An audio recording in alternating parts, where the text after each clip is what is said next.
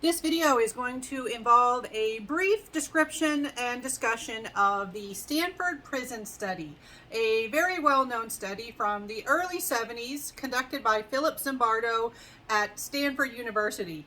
Sometimes I do have students get confused. They'll think that it was conducted by someone named Stanford. It's called the Stanford Prison Study because of where it was conducted. The actual researcher's name is Zimbardo. Now, there is a lot of information available about this study. It is well known. If you want to see footage from the original study or more information, I am actually not going to link to any specific videos because there's so much to choose from. There are short videos, there are longer videos, there are full documentaries about the Stanford prison study. So if you want to know more, if you just go to YouTube or do a Google video search and just put in Stanford prison study, you're going to find stuff. And so I'm just going to kind of leave it up to you, depending on how much more you want to know. And so, in this video, we're going to tie this into a discussion of social roles. All right, so sometimes your behavior is determined by what role you're supposed to play. If you get hired as a counselor at a summer camp, you are going to act differently than if you are a camper at the summer camp. You are playing a different role. You have a social role. There are expectations of you because of that role, and that shapes your behavior. The Stanford prison study is often seen as a demonstration of the power of social roles.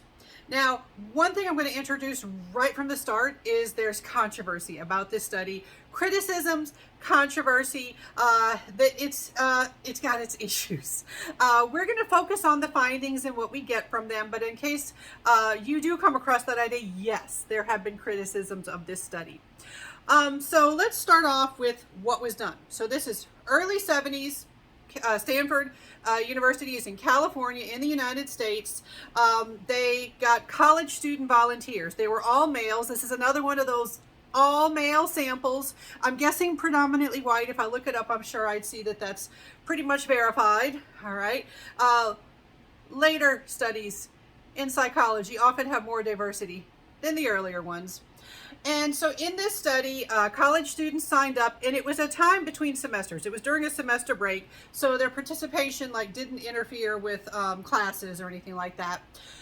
And so they weren't told exactly what they were signing up for. They knew they were signing up for a study, and it would involve, a certain amount of time, and it was supposed to be a 2-week study. And participants were randomly assigned to either play the role of prisoner or guard. And so where are they going to do this? They actually set up a mock prison, a fake prison in the basement of the building that housed the psychology department at Stanford University. So they actually built a fake prison, and they actually had the participants who were assigned to be prisoners. They actually had them arrested at their homes, at their dorm rooms. They had to be fingerprinted. They were given uniforms that looked a lot like pillowcases. Those that were assigned to be guards, they only had to show up for 8-hour shifts. The prisoners had to be there 24/7 like a prisoner would. And the guards were given uniforms. They were given certain equipment you'd expect a prison guard to have. They were given reflective glasses, a billy club, if you know what that is. It looks like a little baseball bat, but smaller if you're not familiar with that term. And they weren't given a whole, the way this was presented when I first learned it was they weren't given a whole lot of specific instructions about how to behave. Now we have some evidence, some rumblings that maybe they were given more instruction about how to behave, particularly the prison guards. But this was always presented as they're just thrown in there like, okay, hey, do your thing, play your social roles. And what they found is that the prisoners started acting more meek and passive, and the guards started acting more sadistic, more cruel.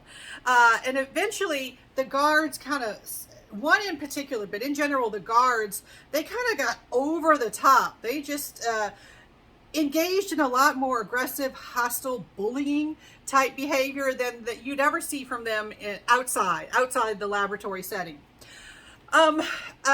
They started getting the prisoners to do humiliating things, like, well, it started off with them doing punitive things like, okay, you did something wrong, you stepped out of line, you got to do push-ups as punishment. After a while, they were making them do humiliating things like, hey, walk up to this other prisoner and tell him you love him, and cleaning toilets with their bare hands, just sadistic stuff, just creatively sadistic stuff. And the prisoners got upset. The prisoners were distressed. They didn't like being in that setting. They started acting meek. They started acting helpless. And one thing that they started to observe is something that we would call de-individuation. De-individuation. This often happens when you are in a crowd setting. You kind of forget you're an individual. And so it's a loss of individuality, a loss of self-awareness. It's replaced by the social role. Who are you? I'm a prison guard. Who are you? I'm a prisoner. And you kind of forget your own personality and preferences and leanings and usual behavior. Your group identity takes over your personal identity with de-individuation. I said it wrong. De-individuation. There we go. So this alarmed Zimbardo. And one interesting thing about this study was that one of the problems with the setup was that Zimbardo was serving sort of like prison warden. As the experimenter, he is not neutral. He is not unbiased. So he probably shouldn't have played that role. But he heard that there was going to be a prison break. Some prisoners were going to try to escape. And at this point, one prisoner had already been sent home. He was so distressed. He was having physical symptoms, so they had to send him home. He heard that there was going to be a prison break, an escape attempt. And he, oh, well, how dare they try to escape my prison? And he actually tried to camp out in the hall overnight to try to catch them and not let them escape. And he happened to see another researcher from the psychology department. It's a guy who's famous for mood-dependent memory. If you've ever learned that in another class, it was that guy, Gordon Bauer, the mood-dependent memory guy. And he just like, hey, I heard you guys made a fake prison down in the basement here. I just wanted to come and check it out. And Zimbardo's like, I can't talk now. They're about to have a prison break. And he was kind of surprised, like, why are you acting? You're not acting like yourself. You are acting different. What has happened here? And then Zimbardo was asked this question that really opened his eyes to problems with his study. The other researcher said, so I'm curious, okay, you've described your study to me. What's your independent variable? What exactly are you studying? And it kind of, there was a problem. There was no independent variable. There wasn't any specific variable that was being manipulated to try to see if this specific thing had an effect on prisoner or guard behavior. They pretty much just said, let's see what happens. And, in research, we like to be more deliberate and careful and planned with how we set up our studies. And also, Zimbardo kind of realized, also his girlfriend, apparently we've heard recently, his girlfriend also had objections to how he was losing his identity and kind of taking things really seriously.